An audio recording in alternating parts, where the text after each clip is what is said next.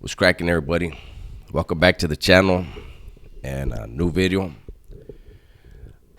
So I'm still dealing with my allergies. Luckily, I don't think I'm sick after all, but I apologize for the sniffling you're gonna hear, sneezes that may occur. But today's video is gonna be a bit different. I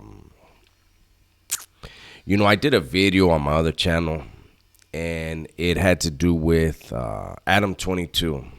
And Adam 22 firing everybody because he's only making about 700,000 a month now instead of 1.5 or whatever with all of his businesses.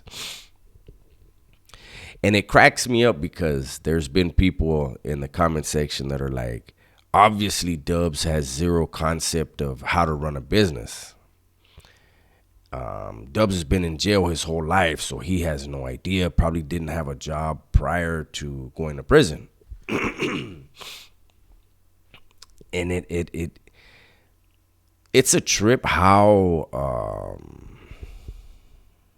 ignorant people are to prison lifestyle. But before that, let me say, I had one job.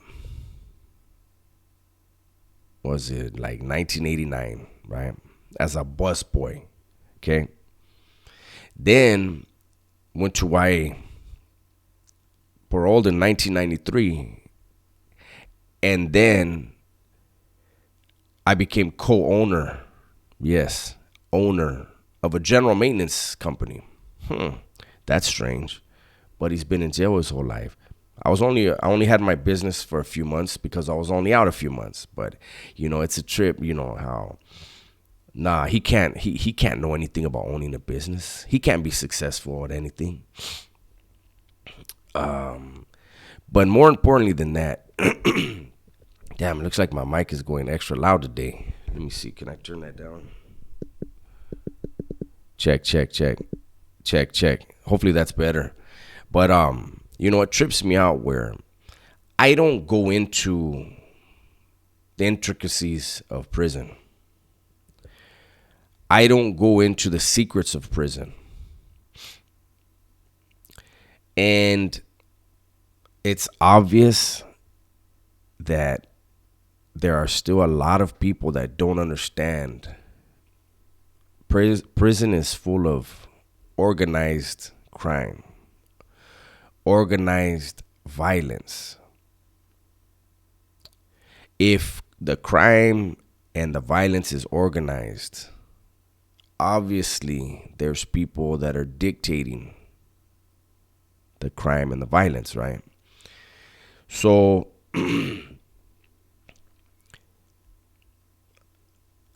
I've said before, and I'll say it again, I was a nobody in prison, right? I was a dude doing my time, doing whatever I did, right? However, there were occasions where I was in positions where I was basically on the yard. See, you have to remember back then it was different. You had the big dogs, the legends in Pelican Bay Shoe, some in Corcoran Shoe, couple in handful in Tehachapi Shoe, waiting to go to either Corcoran or Pelican Bay. During all those decades and all those years, there were people put in place that were basically the CEOs where they were housed, right? And so I've said before that I believe the greatest artists, the greatest business minds are behind prison walls. If you cannot understand that people are behind the walls and have created laws, bylaws, codes of conduct, a monetary system that has been in effect for decades, and you can't understand the business mentality that it takes to survive that, then I'm actually happy for how ignorant you are to that stuff. And it's also very important for people that make these foolish assumptions that if you've been in prison, you don't have a business mindset. You don't know how to be successful in business. You need to understand that out here in the free world, if you work for a company or if you're the head of a company and you're not doing your job well, you get fired. In prison, if you are in a position of leadership, basically the CEO of where you live, and you are not doing a good job, if you're lucky, you don't go to the morgue, but you're damn sure going to the hospital with a bunch of holes in your body. Okay? So, again, I never glamorized the lifestyle, but I felt like it was necessary for people who are making these assumptions, and we know what it means when you assume. But when people are making these types of assumptions, you've obviously never been behind the walls and do not understand. Again, when crime is organized, it takes a pretty good mind to be able to get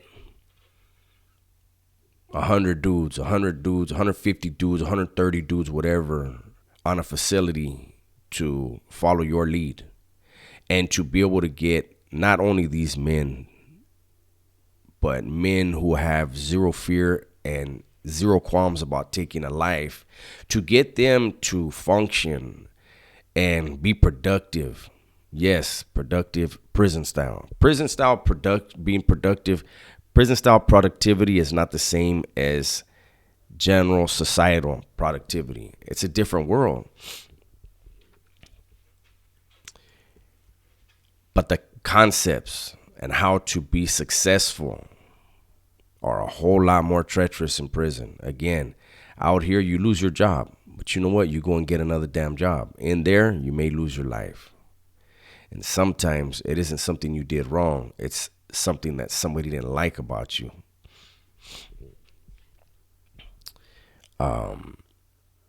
That said, it's very surprising that I could make a video about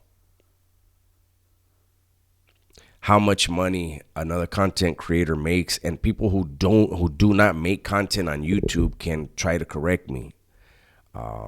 It was really surprising to see someone say Adam only makes thousands at most, and I'm like, wow, that guy, like, how could you even fathom anything like that? Somebody with 4 million subscribers. My bad, like I said, my allergies are real bad. But anyways, I just wanted to put that out there and just remind those that, or not even remind, just inform those who have never been to prison and are making these assumptions. Hopefully you never wind up in prison. If you do, hopefully you try to use your book smarts in a world of street savvy killers. Also, by the way, I almost forgot. While incarcerated, I took advantage of the free college courses, and I majored in business. So me having been a CNC machinist and deciding to walk away from that in order to be full-time here, I am a business owner. I own my own business. I have 2 companies, Dubs and Dub S. Thank you guys for being here, man. I appreciate you. Everybody, please be safe, be smart, and tell the ones you love that you love them. I'm out.